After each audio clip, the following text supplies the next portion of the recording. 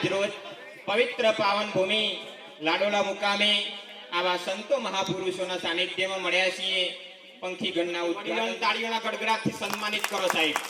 હા, મારા દયાલદાસ બાપુને તાળીઓના ગડગડાટથી સન્માનિત કરો. હા, આવા મહાપુરુષોનું સાનિધ્ય મળ્યું હોય ને તો આપણે કોઈ ચિંતા કરવાની હોય નહીં બાપ. સમર્પિત થઈ જાઓ આવા મહાપુરુષોના સાનિધ્યમાં. મારા દયાલદાસ બાપુને હું શબ્દોથી કઈ વર્ણન કરી શકું એમ નથી. અમારા વક્તાપુની ભૂમિ પર એમાં પાવન પગલો કરી અને આ દાસની સંભાળ લીધી સનવાલા.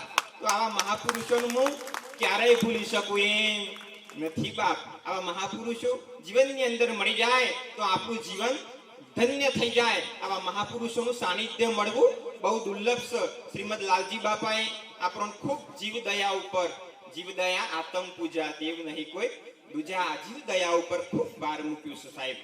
હા, ખૂબ દરેકના હાથી આત્મીયતાનો ભાવ રાખો, ખૂબ પ્રેમ ભાવ રાખો.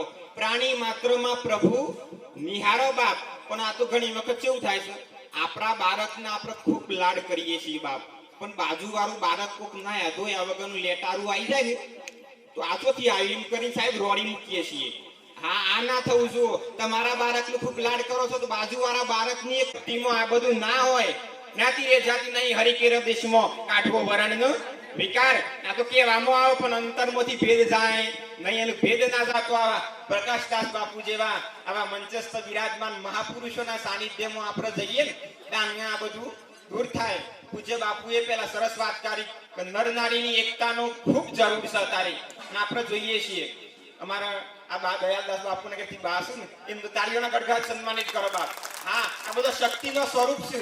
હા, આ શું એ તમે જુઓ પાવાગઢ જો ને પાવાગઢ પશુ જશો એ ચાલશે, અંબાજી પશુ જશો તો એ ચાલશે, પણ આ ઘેર શક્તિનો સ્વરૂપ છે ને એનું વંદન કરવાની જરૂર છે.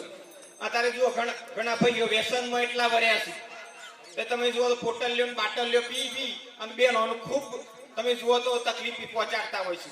પણ બાપ આ થવું જોઈએ નહીં. તો જશે તો એ આશીર્વાદ મળશે. આ ઘેર જે શક્તિનું સ્વરૂપ છે ને તેઓ એકવાર વંદન કરી દેવા જેવો બાપ. એટલે નર નારીનું એકતા કેળવાશે ને તો જીવનની અંદર આનંદ આવશે. સમર્પિત કરી દઈએ કે પ્રભુ જીવન અંજલિ થાજો, મારું જીવન અંજલિ થાજો. ભૂખ્યા કાજે ભોજન બનજો અને તરસ્યાનું જર થાજો બાપ. કોકના ઉપયોગ આપણું જીવન કોકના જીવન બાપ ઉપયોગી થાય એવું આપણે જીવન જીવીએ. આપણે પોતાના માટે નહીં, બીજાના કંઈક ઉપકાર માટે કંઈક જીવન જીવીએ બાપ. માતાઓ બહેનો તો જેટલો કંઈક ના કંઈક છોકરો માટે જમવા ખાવાનું લાવું. હા, બચત બેન જે ભાઈ હોય બેન કમાઈને થોડું આપ્યું છે ને બાપ એ જ આગળ આવ્યા છે. અને જેને પગાર આવ્યો ને પાર્ટીઓ કરી છે ને એનો ખિસ્સો ખાલી થઈ ગયો છે. એટલે માતાઓ બહેનોનું ખૂબ ખૂબ વંદન સન્માન કરજો બાપ. માતાઓ બહેનોનું કોઈ દિવસ અનાદર કરતા નહીં. કારણ કે મારી નાબા છે ને આ લીખી ગમનો જ છે તમારા નજીકમાં બરાબર. એમ નમન સાથ સહકાર મળ્યો દર ગુરુવારે કડીમથી પ્રસાદ બનાવશું. ત્યાં ન મેવાય બાપ વૈકના સંતોના સાનિધ્યમાં છીએ ન કે બાપ આ શક્તિનું સાનિધ્ય આપણને ના મળે, આ શક્તિનો સહકાર ના મળે તો કશું થઈ શકે નહીં. એટલે આવા મહાપુરુષો ઉપસ્થિત છે એટલે આવા વિશેષ ના કહું બાપ. આપના ચરણની રજ છું, બાળક છું. અને જ્યારે સમય મળે કોક વખત તો બાપ અમારી વક્તાપુની પાવન ભૂમિ પર પધારીને પગલો કરજો બાપ. એટલે વિશેષ ના કહેતા આટલે મારી વાણીને વિરામ કરું છું.